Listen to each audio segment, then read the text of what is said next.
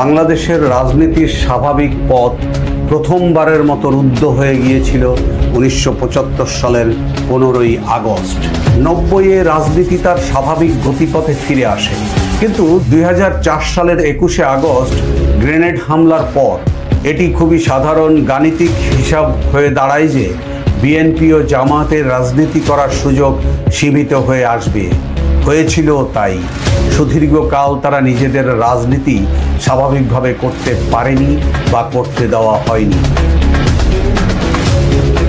2024 সালের 5 আগস্টের পর বাংলাদেশের রাজনীতির গতিধারা স্বাভাবিক পথে ফিরিয়ে নিয়ে যাবার যে সুযোগ বিএনপি পেয়েছিল তা তারা নষ্ট করে ফেলেছে।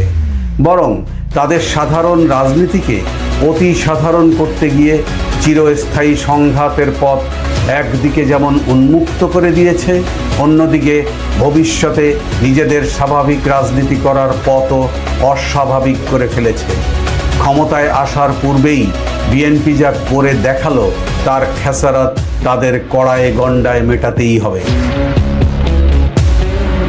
গত বছরের 5 আগস্ট ধানমন্ডির ঐতিহাসিক 32 নম্বরের বাড়িটি পুড়িয়ে দেওয়াটাকে জনগণ খুব স্বাভাবিকভাবেই নিয়েছিল, কিন্তু এবছরের 5 ফেব্রুয়ারি বিএনপি নেতা ইশরাকের নেতৃত্বে বাড়িটি বুলডোজার দিয়ে গুড়িয়ে দেওয়া হয়।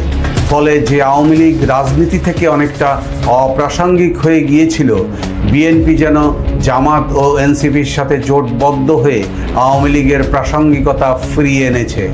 জনমনে আওয়ামী লীগের জন্য যে ঋণাত্মক দৃষ্টিভঙ্গি ছিল তা এই ঘটনার পর কিছুটা ভালোবাসা হয়ে ফিরে এসেছে। একদিকে বিএনপি 32 নম্বর গুড়িয়ে দিয়েছে, অন্যদিকে তাদের দুই নেতা রুমিন ফারহানা ও ফজলুর রহমানকে দিয়ে টক শোতে মায়া কান্না করাচ্ছে। বিএনপির এই অসাধারণ রাজনীতিতে জনগণ যখন খাবি খাচ্ছিল তখনই এলো 15ই আগস্ট। ডক্টর ইউনূসের প্রেস সচিব শফিকুল আলম শোক দিবস পালন করতে দিবেন না বলে হুঁশিয়ারি দিলেন, আর 14ই আগস্ট বিকেল থেকেই ধানমন্ডি 32 নম্বর দখল নিয়ে নিল যুবদল। সে দখল আবার তারেক রহমানের নামে স্লোগান দিয়ে জায়েজ করা হয়েছে।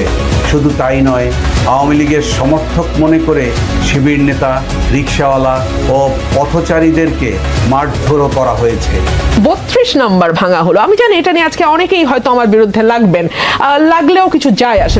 ঘরের মধ্যে থেকে খাবি খাওয়া জনগণ ঠিকই বুঝে গেছে বিএনপির সাধারণ রাজনীতির পেছনের অসাধারণ বিষয়টি আসলে কি। চন্দ্রিমা উদ্যানে জিয়ার মাজারে যেতে আওয়ামী লীগ সরকার কাউকে বাধা না দিলেও বিএনপির এহেন কাণ্ডে দলটির সকল টেকনিক জাতির সামনে উন্মুক্ত হয়ে গেছে। কিন্তু সোশ্যাল মিডিয়ার যুগে 32 নম্বর দখল করলেই কি শোক প্রকাশে বাধা দেওয়া যায়? উত্তর হচ্ছে যায় না। হুমকি ধামকির পরেও ফেসবুক জুড়ে শুধু মুজিব বন্দনা। সাংস্কৃতিক জগতে যাদের কোনোদিনও রাজনীতির বিষয় নিয়ে টু শব্দ করতে দেখা যায়নি, তাদেরকেও ফেসবুকে শোক প্রকাশ করতে দেখা গেছে। আর এখানেই বিএনপির সাংস্কৃতিক পরাজয় ঘটেছে। শুধু তাই নয়, দলটির এমন কুৎসিত কর্মকাণ্ডের দরুন তাদের ফেঁপে থাকা রাজনীতি থেকে গ্যাস বেরিয়ে গেছে। ফলে বিএনপি এখন গ্যাসহীন বেলুন। তারা আওয়ামী লীগকে দমন করতে গিয়ে বরং আওয়ামী লীগকেই ফিরিয়ে আনছে।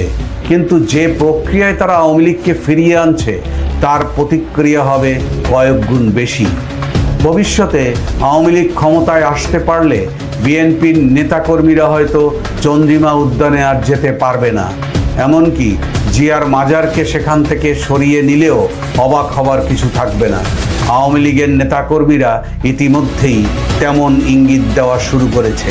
ফলে বিএনপি আবারও নিজেদের স্বাভাবিক রাজনীতি করার পথ নিজেরাই রুদ্ধ করে ফেলছে।